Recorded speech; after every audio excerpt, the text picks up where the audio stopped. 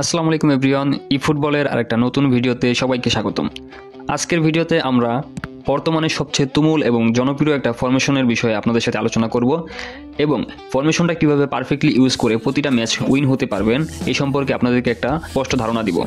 প্রথমত লক্ষ্য করলে দেখবেন আমার এখানে কিন্তু বর্তমানের হাইলাইট বা কয়েন দিয়ে পারচেস করা কোনো ম্যানেজার নাই।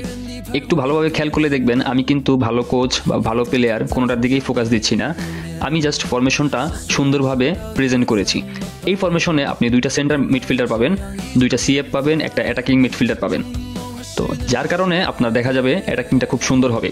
আর যারা কুইক কাউন্টারে খেলো তাদের কাছে পাসটা মূলত সবচেয়ে বেশি ইম্পর্টেন্ট।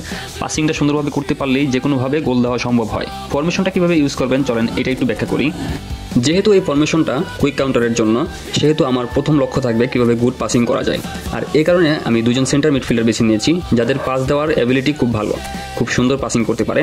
আর অ্যাটাকিং মিডফিল্ডার আমি এমন একজনকে বেছে নিয়েছি যে পাস দিতে পারবে এবং ভালো ফিনিশিং দিতে পারবে এবং ক্রিটিক্যাল মুমেন্টে ড্রিবলিংটাও করতে পারবে।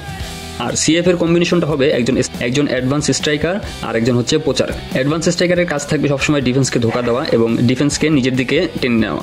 যেহেতু অ্যাডভান্স স্ট্রাইকারকে ট্যাকেল দিতে দুজন ডিফেন্স অবশ্যই সবসময় থাকবে, সেহেতু আমার পোচার অনেক জায়গা পাবে স্পেস নেওয়ার জন্য। আর পোচারকে পাস দেওয়াটা হচ্ছে সেন্টার মিডফিল্ডার, অ্যাটাকিং মিডফিল্ডার আর অ্যাডভান্স স্ট্রাইকার তিনজনের দায়িত্ব থাকবে। তো পোচার এখানে খুব ইজিলি গোল করতে পারবে। আশা করি এখন থেকে আর অ্যাটাকিং নিয়ে সমস্যা হবে না। এখন চলেন আমাদের ডিফেন্স সাইডটাকে আমরা একটু ঠিক করি।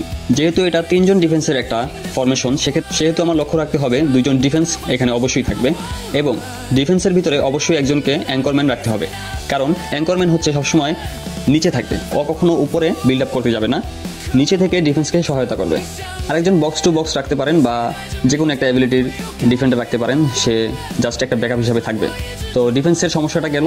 এবার আসেন আমাদের জিকে সবসময় বাছাই করবেন এমন একজনকে যার রিফ্লেক্স বেশি থাকবে।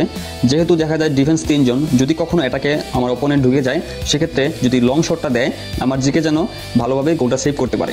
তো আশা করি ফরমেশনের সমস্যাটা সমাধান হয়েছে। এখন থেকে ফরমেশন নিয়ে কোনো প্রবলেম হবে না।